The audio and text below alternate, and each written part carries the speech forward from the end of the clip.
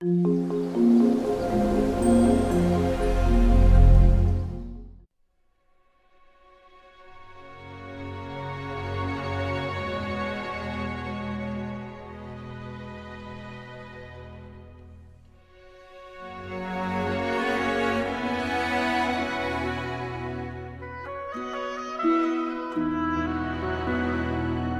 en efecto como en un monólogo interior, pero ese monólogo interior se exterioriza igualmente y al hacerlo se vuelve un monólogo dramático, un monólogo para otros, un monólogo que se abre a los lectores o a quien quiera oír la historia. Este hallazgo, que permite leer la novela primero como el registro de un personaje que se habla a sí mismo y luego releerla como un personaje que habla a otros, sustenta mucho de la eficacia de Lady Di. Y es también el secreto nada fácil de tratar con acierto literario un material que algunos considerarían estrictamente o solamente periodístico. De ser así, me atrevería a decir entonces que en su recreación de las condiciones de las víctimas robadas y robables en las montañas de Guerrero, Clement ha inventado algo: el reportaje por dentro de una conciencia en flujo, el recuento de hechos externos que se suceden internamente, la realidad intimada, mejor dicho, la realidad terrible como un paisaje interno, desolado y desolador, pero lleno de recursos y golpes de ingenio en la voz de Lady Di García. Esta voz, la escondida pericia que le da forma a esta voz, no es producto del azar o la generación espontánea. Iba a decir que Jennifer Clement es una notable vocera, de no ser que tal palabra ya suena muy mal debido a otros ámbitos. Digamos entonces que Clement es una notable encarnadora de voces. En su concentrada obra poética recojo al paso dos momentos. Clement le ha dado voz en sus poemas a la mismísima Madame Curie, y a una que, como la niña de Guatemala, murió de amor, la inglesa Elizabeth Blaney, quien vivió en el siglo XVII y a quien Clement dedicó una secuencia de poemas titulada La Dama de la Escoba. Pero conforme fluía en mi lectura la voz de Lady Di, la voz inmediata o asociable que me trajo dentro de la obra de Clement fue la voz que aparece en un breve texto en prosa cuyo nombre es Una niña salamandra, publicado en 2007, cuyo personaje es Elizabeth Medora Byron, hija del poeta inglés Lord Byron y su media hermana Augusta Leigh. ¿Qué tienen que ver el fruto de una relación incestuosa de Byron con Augusta y una niña de Guerrero que al entrar en la adolescencia, y de hecho al entrar en la novela, las palabras que recibe de su madre son: ahorita te ponemos fea, para que su posible belleza no incite a los narcos a robársela? Nada tienen que ver, excepto algo. La voz de Clement las hace compartir una cercana extrañeza. Son niñas raras y entrañables a su manera, rodeadas de un curso trágico que ellas mismas vadean con ligereza y gracia verbal. No solo Lady Di, su media hermana María, la del labio leporino, bien vista, es también una niña salamandra. Tienen la peculiaridad de lo anómalo, de lo que no debió ser así. Oponen al desvalimiento el ocurrente valor de las palabras. Solo tienen un poder, el de su propia historia y la manera de contársela a ellas mismas y así contarla a otros. Los personajes femeninos que toman forma en, por y a través de la voz de Lady Di, comenzando por ella misma, son de una novedad sorprendente y una originalidad decisiva, y de una antigua gravedad. Perdón por estos clichés. Tengo un modo de revertirlos y es el de recurrir al poeta mexicano Ramón López Velarde. La asociación no es porque, para quienes no lo sepan, Jennifer Clement hizo, no hace mucho, una traducción de La Suave Patria al inglés. La asociación viene, o me viene a cuento, porque anacrónicamente, absurdamente, para volver a estos dos adverbios que López Velarde usó genialmente en el mismo poema de La Suave Patria, describiendo cómo el rosal europeo se inclinaba ante el nopal mexicano gracias a Cuauhtémoc, digo que estas mujeres personajes de Clement no dejan de ser, por raros, excéntricos, misteriosos caminos López Velardeanas. Al azar y al cabo de la lectura de Lady Di, Pensé en poemas de López Velarde como A las mártires provincianas, cercadas, atrapadas por las fascinerosas tropelías de bandoleros, por la foránea o invasiva violencia en la época de la Revolución. El poema que en efecto empieza con una rima inesperada, casi ocurrente y hasta chusca, y que por casualidad menciona un tipo especial de rezo, quizá como de los rezos que aparecen en el Lady Di. Es López Velarde. Me enluto por ti, Mireya, y te rezo esta epopeya. Los personajes de Clement nos enlutan, y sin embargo lo hacen a esta íntima, avispada en lo verbal, manera López Velardiana. Pero no quiero salirme de La suave patria, este poema que no cesa de cambiar y darnos diferentes lecturas, poema susceptible de mutantes definiciones. Se me ocurre una definición para estos efectos, para efectos de cómo abordar a los personajes de Lady Di. La suave patria, por definición de momento, al bote pronto.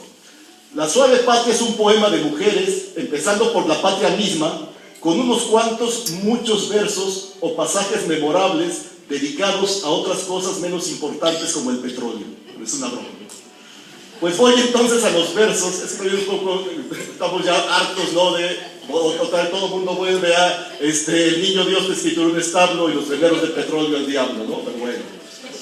Pues entonces voy a los versos en que el poeta le dice a la suave patria: tus hijas atraviesan como hadas, o destilando un invisible alcohol, vestidas con las redes de tu sol, cruzan como botellas alambradas. No sé cómo sean las hijas que atraviesan hoy la suave patria, pero en un momento dado me ocurrió esto. Vi cómo, y a su modo, los personajes de Clement cruzan como niñas o mujeres salamandra por la patria o por el poema.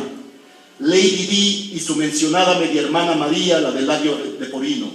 Ruth, la del increíble, en el mejor sentido, salón de belleza en la sierra y los episodios que ahí ocurren. Paula, la más hermosa y robable, concernida por los tatuajes de Britney Spears, cuando ella, como varias otras, se ha tatuado con quemaduras de cigarro para que puedan reconocerla una vez muerta o desechada. La misma madre de Lady Di, versátil y cabrona, rezadora por cucharas, radios, matamoscas, celulares, hasta por un poco de mugre. Incluso la guatemalteca Luna, manca de brazo perdido en un viaje del tren La Bestia y encarcelada en el reclusorio de Santa Marta, Catitla, por haber perdido a dos hijas a mano propia. Vi que de momento ellas también son hijas que atraviesan por la suave patria. No incurriré en el facilismo de decir que ahora se trata de la dura patria, y no lo haré porque en términos López Velardianos, la suave patria lo sigue siendo mientras creamos en ella por mujeres como estas. Más aún, al fin de las humillaciones y los sobresaltos y los hechos terribles, al personaje de Lady Di le viene bien el verso de López Velarde a la suave patria, pero como si se lo dedicáramos a ella y a las mujeres que hoy en México habitan una realidad como la de ella. Dice el verso, dice López Velarde a la suave patria: inaccesible al deshonor floreces. Repito, inaccesible al deshonor floreces. Al otro extremo de los robos, de los ocultamientos en el hoyo mientras pasan los narcos robadores de muchachas, luego de atravesar como salamandras milagrosas el fuego y el narcofuego y el paracuat floricida de amapolas de la droga, pero también de niñas amapolas, digo que al fin estos personajes, estas mujeres, son una lección de honor.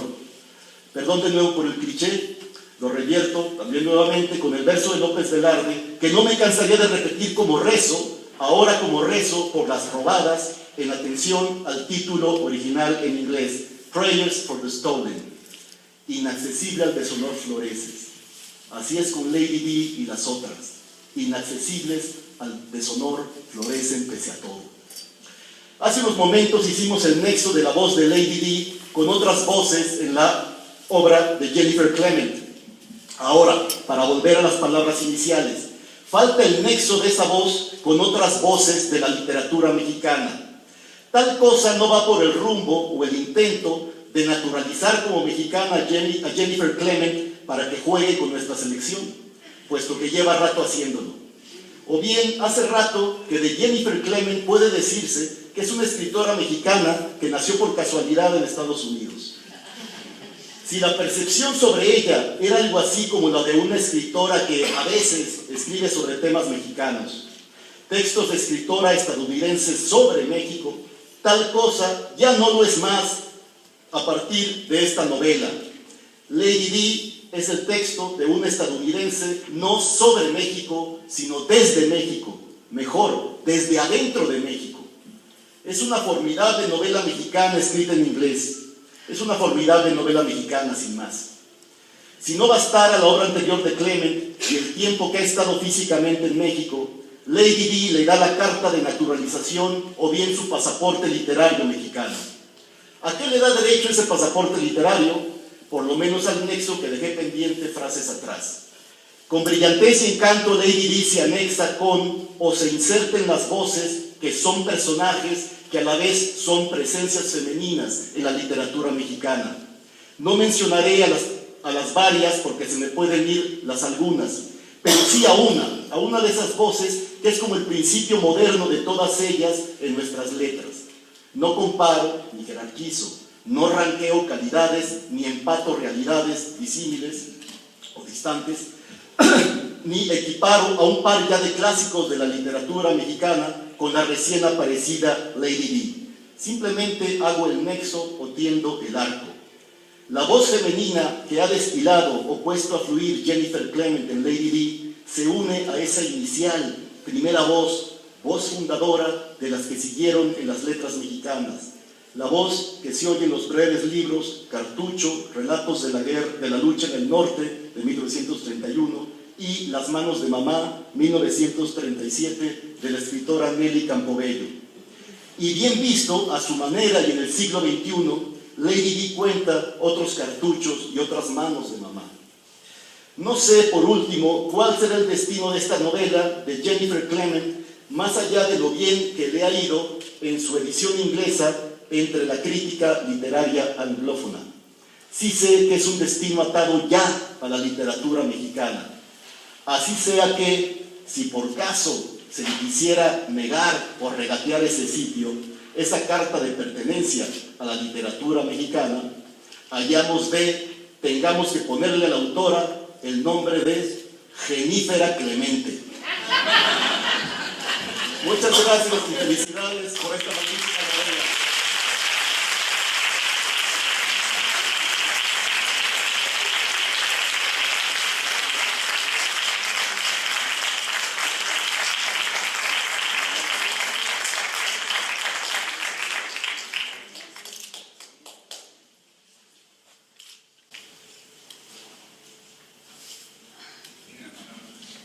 ¿Qué le sucede a una muchacha rubia y pensante cuyos padres se preocupan por los derechos humanos? Richard Sibley y su mujer, Kathleen Clement, pintora, amigos de los Kennedy, se enteraron del asesinato de John F. Kennedy en una playa de Acapulco. Uno de los primeros recuerdos de la niña Jennifer Clement es la de un joven que corre hacia ellos sobre la arena para darles la noticia. Mataron a su presidente, mataron a su presidente, mataron a su presidente. Richard Sibley, su padre, había trabajado con Kennedy en derechos civiles para los negros. Y en México había sido uno de los primeros, los dos habían sido los primeros en recibir a John y a Jackie Kennedy. Al enterarse, fueron a sentarse dentro de su automóvil para prender el radio y confirmar la noticia del asesinato en Dallas, en Texas, claro. Y Jennifer entonces los vio llorar por primera vez. Esto sucedió el 22 de noviembre de 1963. Su tatarabuelo inglés vino a México en 1813 y fue el médico de Pancho Villa. Aparece en la famosa fotografía en que Emiliano Zapata no quiso sentarse en la silla presidencial, pero Villa sí. Por lo tanto, Jennifer, así como la ven de güerita y de gringuita, tiene lazos con México desde hace más de 100 años. Seguramente estos antecedentes hicieron que Jennifer fuera presidenta del PEN Club de México y se preocupara por los intelectuales presos y los disidentes de América Latina y de Europa. Entre otras memorias, además de los largos viajes por la carretera vieja a Acapulco, el agua de coco, Tierra Colorada, Chilpancingo, los innumerables changarros y talacherías en las que se afilaban los automóviles chocados o descompuestos, el ya huele a mar de los niños mareados por el calor, y las curvas del cañón del Sopilote. Jennifer recuerda bien la muerte de Howard Hughes, el empresario, aviador, billonario, multitrillonetas, que dejó de volar para siempre en el Hotel Princess en Acapulco. Desde niña, Jennifer se sintió acapulqueña y desde niña le fascinó el estado de Guerrero, el más bravo de nuestro país junto al de Morelos. Antes, la llamada Autopista del Sol avanzaba en medio de la miseria de chozas de cartón y lámina. Hoy le abre camino a los cuernos de chivo, las camionetas blindadas y los capos del narco. Nacida en Estados Unidos, ha vivido siempre entre los dos países. Se educó entre nosotros en el colegio británico Edron. Fiel a sus vacaciones acapulqueñas, mantuvo su contacto con los pueblos de Guerrero, Barranca Pobre, Barranca Dulce, en donde se habla tlapaneco, Paraíso y Kilómetro 30, sobre la vieja carretera Acapulco.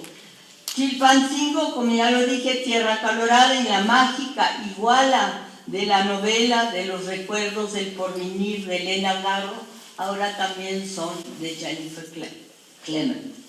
Nunca imaginó Jennifer Clement que años más tarde, en un Guerrero tomado por los narcotraficantes, se enteraría de la vida de niñas cuyas madres tienen que cavar un hoyo en la tierra para esconderlas.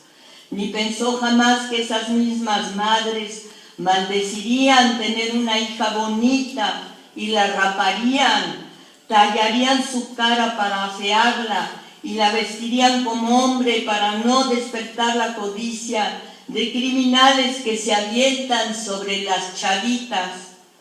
Además del narcotráfico, el negocio de la trata de blancas en Guerrero es un negocio más que multimillonario. En Guerrero, para cualquier chavita del pueblo de Laguna Dulce, el sonido del helicóptero es una pésima señal porque puede ser el de su muerte en vida.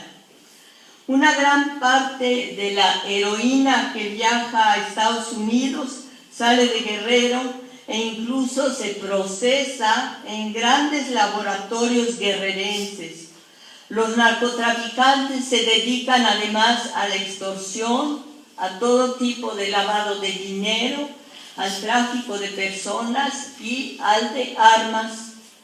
Aunque Jennifer aclara a cada momento que no es una experta en la tragedia humana que nos relata, sino una poeta y una novelista, puede afirmar con conocimiento de causa que los taúres mexicanos le quitaron el negocio de la droga a los colombianos y que Escobar es un niño de pecho al lado de cualquier capo mexicano. Muy pronto los narcotraficantes de México se dieron cuenta que su fuerza les permitía dejar de ser intermediarios y se volvieron tan poderosos que desbancaron a Colombia.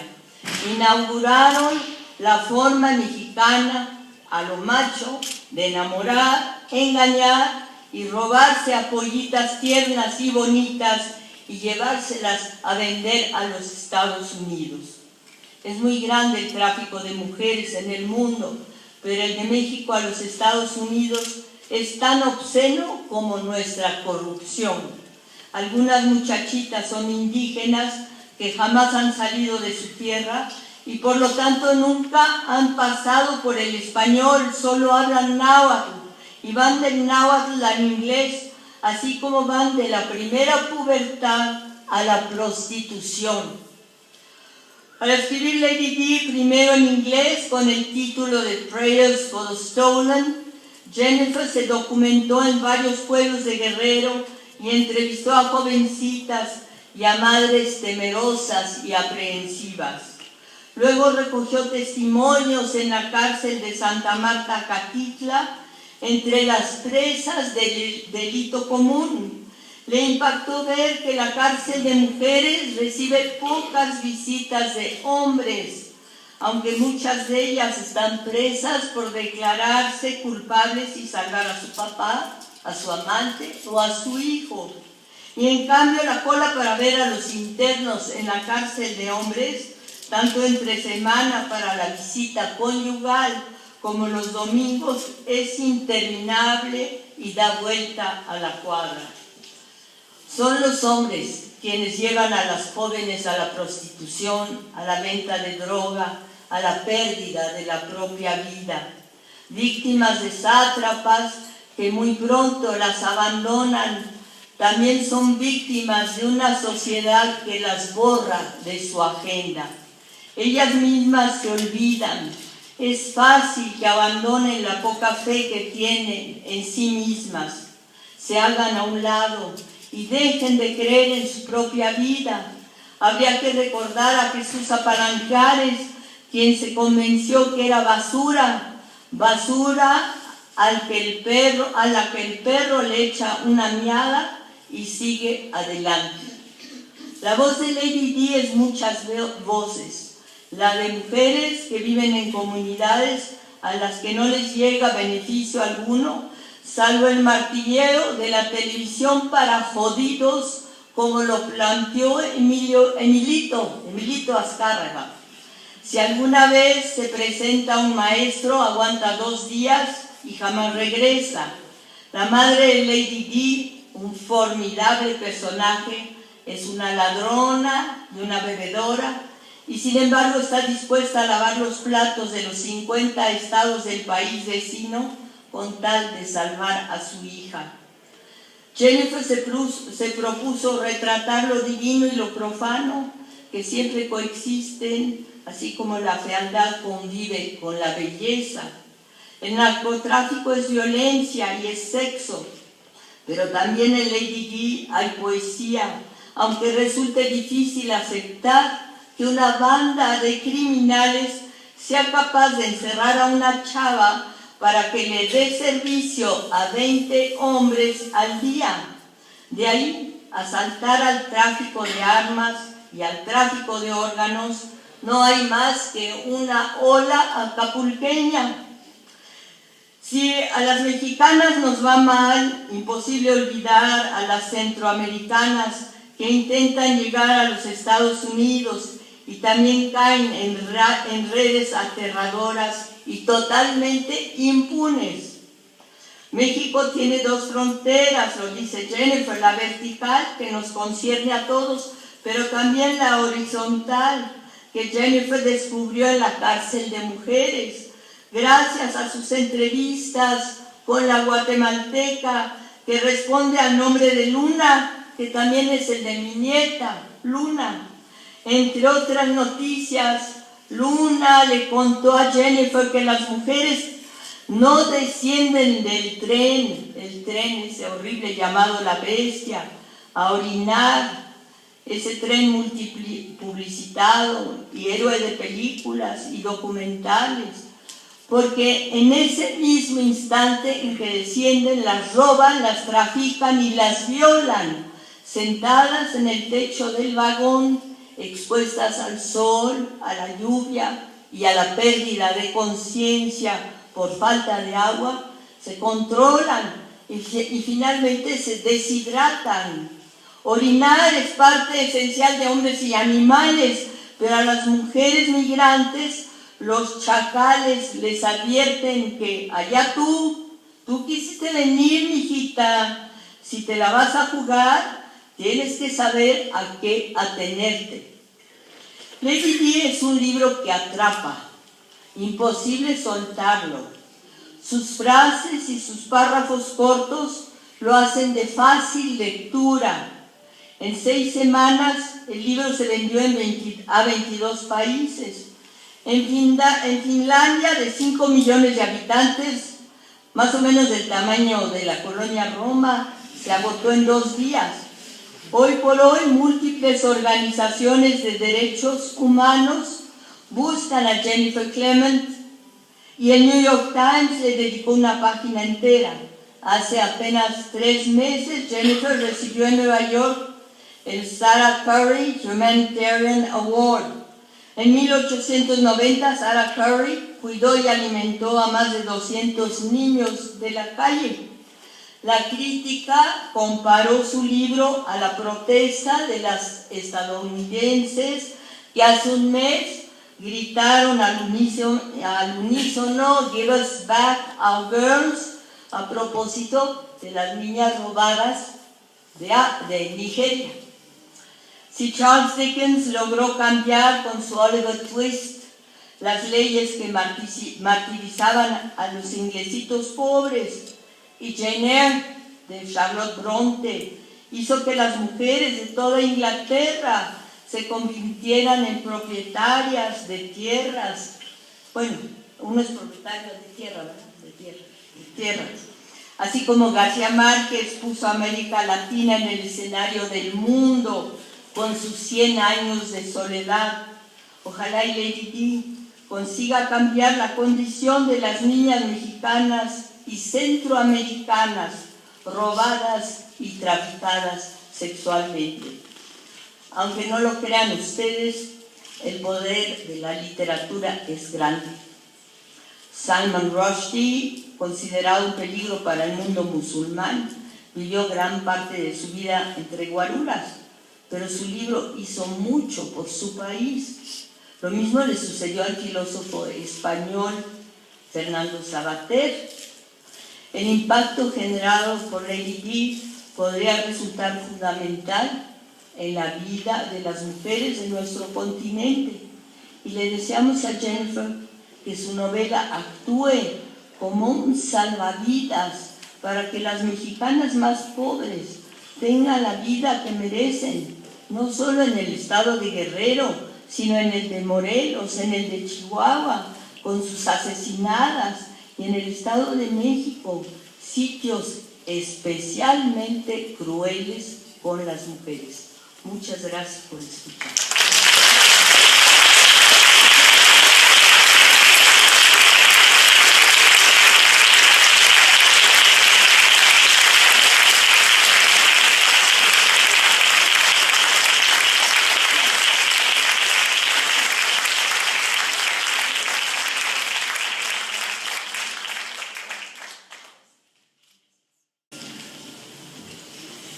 Pues antes que nada quiero dar las gracias. Voy a leer un pequeño fragmento, pero pues gracias a Cristóbal, mi editor, y Fernanda Álvarez, y también muchas gracias a Sandra Montoya y Claudia Orozco por estarme apoyando en la difusión del libro.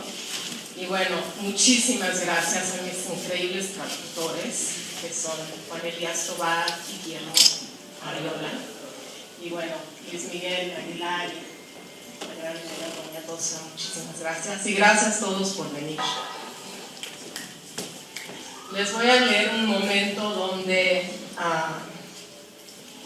Lady Di tiene que esconderse en el hoyo que cavó su papá hace muchos años, cuando era chica.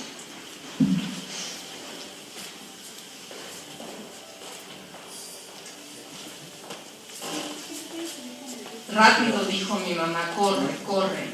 Salí corriendo por la puerta hacia el pequeño claro a un lado de la casa y bajo una pequeña palmera. El hoyo estaba cubierto con hojas de palmera secas. Hice a un lado las hojas con forma de abanico y me metí arrastrando.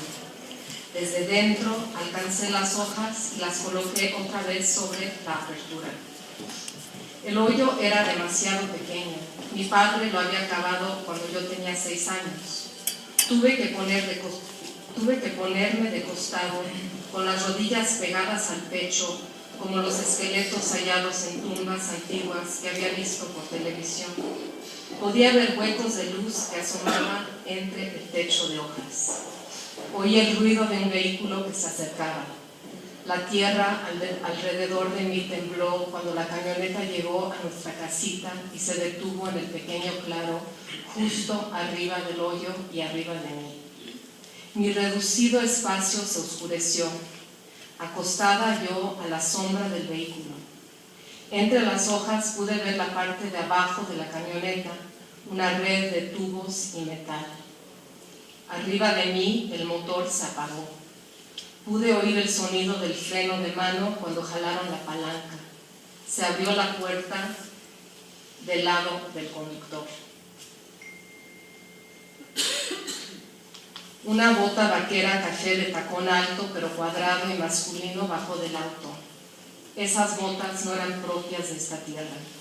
Nadie usaba botas así en este calor. De pie, con la puerta del coche abierta, miraba en dirección a mi madre. Desde el hoyo yo solo alcanzaba a ver las botas de él y las chancletas rojas de plástico de ella, frente a frente. «Buenos días, madre», dijo él. La voz del hombre no era propia de esta tierra. Las botas y su voz eran del norte de México. «¿Siempre hace tanto calor por acá?», preguntó. «¿Cómo a cuánto estaremos?». Mi madre no respondió. «Ay, madre, baje esa pistola». Se abrió la otra puerta del coche. No pude voltearme en el hoyo para tratar de ver, así que solo escuché. Del lado del pasajero de la camioneta bajó otro hombre. «¿Me la desaparezco a balazos?», preguntó el segundo hombre. Tosió y resolló después de hablar. Tenía una voz asmática del desierto, una voz de serpientes de cascabel y tolvaneras. «¿Dónde anda su hija, preguntó el primer hombre. «No tengo ninguna hija». «Ay, claro que sí, no me mienta, madre». Oí un balazo que dio en la camioneta. El vehículo tembló arriba de mí. Oí tronar el ratatá de una ráfaga de ametralladora junto con el silbido de las balas destrozando las paredes de ladrillo de nuestra casa. Luego cesó. La selva se hinchó y se contrajo. Insectos, reptiles y pájaros se callaron y nada se frotaba con nada. El cielo se oscureció. La ametralladora había desfondado la montaña. «Éramos su mejor esperanza, madre», dijo el primer hombre. «Ya dejé el lugar bien marcado, ¿que no?», oí decir al segundo hombre con un agudo resuello que se volvió chiflido. Los dos hombres se volvieron a subir al automóvil y cerraron las puertas de golpe. El conductor giró la llave y arrancó el motor. Cuando puso su bota en el acelerador arriba de mí, el hoyo se llenó del humo del escape del vehículo. Abrí la boca y aspiré los gases nocivos. El coche se echó en reversa y se alejó por el camino. Respiré profundo. Inhalé el veneno, como si fuera el aroma de una flor o una fruta. Mi madre me hizo permanecer en ese hoyo 2 horas más. «Tú no sales de ahí hasta que oiga cantar a un pájaro», dijo. Ya casi estaba oscuro cuando quitó las hojas del hoyo y me ayudó a salir. Nuestra casita estaba rociada con docenas de balazos. Hasta el papayo tenía heridas de bala y la dulce savia manaba de los agujeros en la corteza suave. «Mira nada más», dijo mi madre. Volteé. Estaba señalando el hoyo con el dedo. Me asomé y vi 4 alacranes albinos, los más mortíferos. Esos alacranes te tuvieron más compasión de la que te va a tener ningún ser humano, dijo mi madre. Se quitó una chancleta y los aplastó a golpes a los 4. La compasión no es una calle de doble sentido, dijo.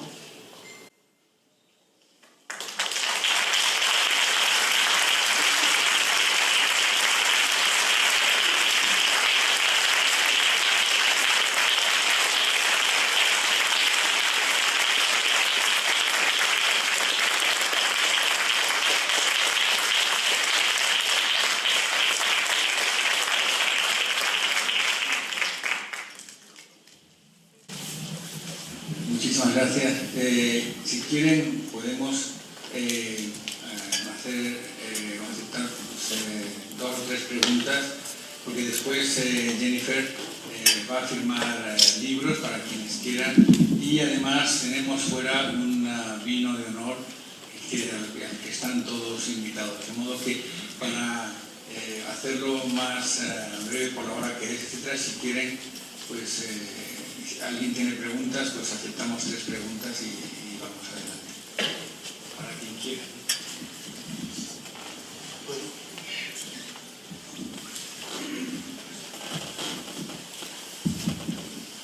Muy buenas tardes, Jennifer.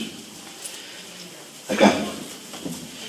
Sobre este tema de la trata de mujeres y lo que se vive actualmente en nuestro país y en América Latina, existen ya publicaciones y la mayoría son en prosa, en crónica, en reportaje. ¿Qué te inspiró a hacerlo en un lenguaje poético? ¿Cuál fue tu inspiración, tu motivación para hacerlo de una manera diferente que te distingue? Lo que pasa es que para mí no es diferente, digo, todo lo hago desde la poesía, incluso la investigación, que ni siquiera me gusta mucho decirle investigación. Entro a esos mundos desde la poesía, estoy buscando la poesía en esos lugares. Entonces es una cosa que siempre hago, no es excepción.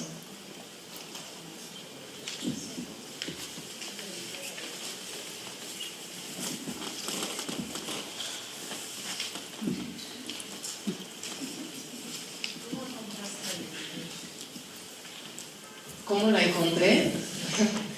Bueno, pues ella me encontró, creo, a mí. Pues yo la inventé, aunque en el país hay muchas Lady D's, pero sí, me llegó la voz de ella, que era una voz que me atrapó, porque era una voz que aceptaba todo lo que le pasaba sin esperar que alguien la salvara o que las cosas pudieran cambiar, digo, como una aceptación absoluta de su condición, y obviamente sin sentimentalismo.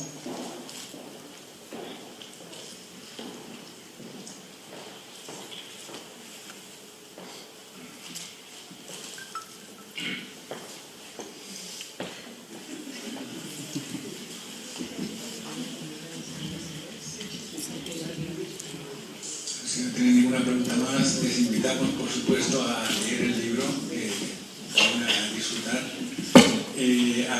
Si quieren que Jennifer se lo firme, abajo vamos a poner una mesa donde se los puede firmar y pues compartir con nosotros este vino. Muchas gracias a todos.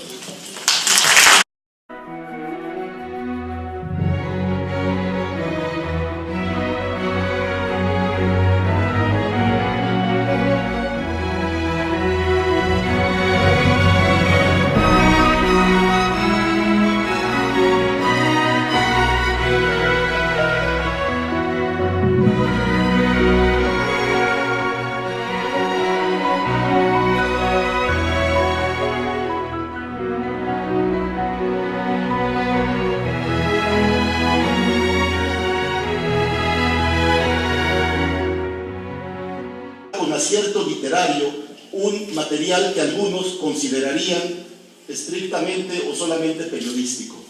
De ser así, me atrevería a decir entonces que en su recreación de las condiciones de las víctimas robadas y robables en las montañas de Guerrero, Clement ha inventado algo, el reportaje por dentro de una conciencia en flujo, el recuento de hechos externos que se suceden internamente, la realidad intimada, mejor dicho, la realidad terrible como un paisaje interno, desolado y desolador, pero lleno de recursos y golpes de ingenio en la voz de Lady Di García.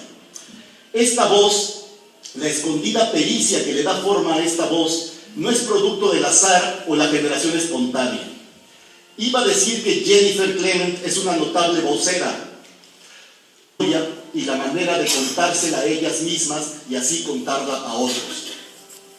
Los personajes femeninos que toman forma en, por y a través de la voz de Lady Di, comenzando por ella misma, son de una novedad sorprendente y una originalidad decisiva y de una antigua gravedad.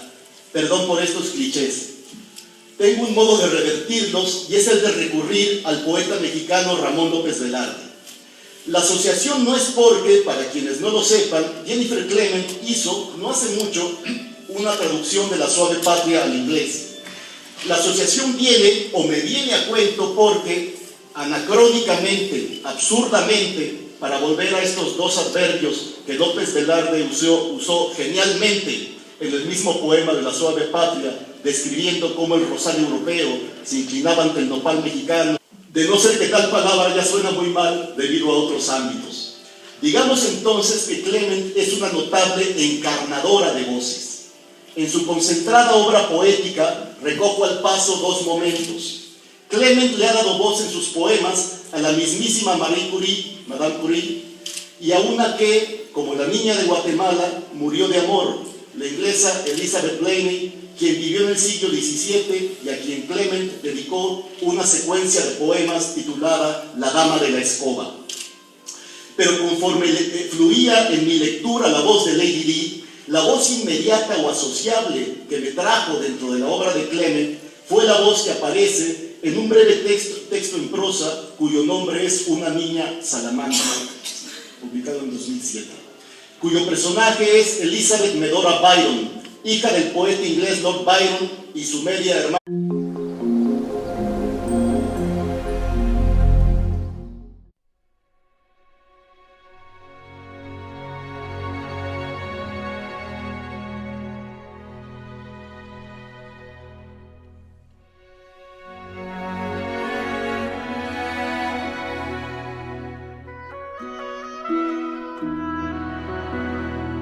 Es en efecto como en un monólogo interior, pero ese monólogo interior se exterioriza igualmente y al hacerlo se vuelve un monólogo dramático, un monólogo para otros, un monólogo que se abre a los lectores o a quien quiera oír la historia. Este hallazgo, que permite leer la novela primero como el registro de un personaje que se habla a sí mismo y luego releerla como un personaje que habla a otros, sustenta mucho de la eficacia de Lady Di. Y es también el secreto nada fácil de tratar a Ana Augusta Leigh. ¿Qué tienen que ver el fruto de una relación incestuosa de Byron con Augusta y una niña de Guerrero que al entrar en la adolescencia, y de hecho al entrar en la novela, las palabras que recibe de su madre son: ahorita te ponemos fea, para que su posible belleza no incite a los narcos a robársela? Nada tienen que ver excepto algo. La voz de Clement las hace compartir una cercana extrañeza. Son niñas raras y entrañables a su manera, rodeadas de un curso trágico que ellas mismas vadean con ligereza y gracia verbal. No solo Lady Di, su media hermana María, la del labio leporino, bien vista, es también una niña salamandra. Tienen la peculiaridad de lo anómalo, de lo que no debió ser así. Oponen al desvalimiento el ocurrente valor de las palabras. Solo tienen un poder, el de su propia historia.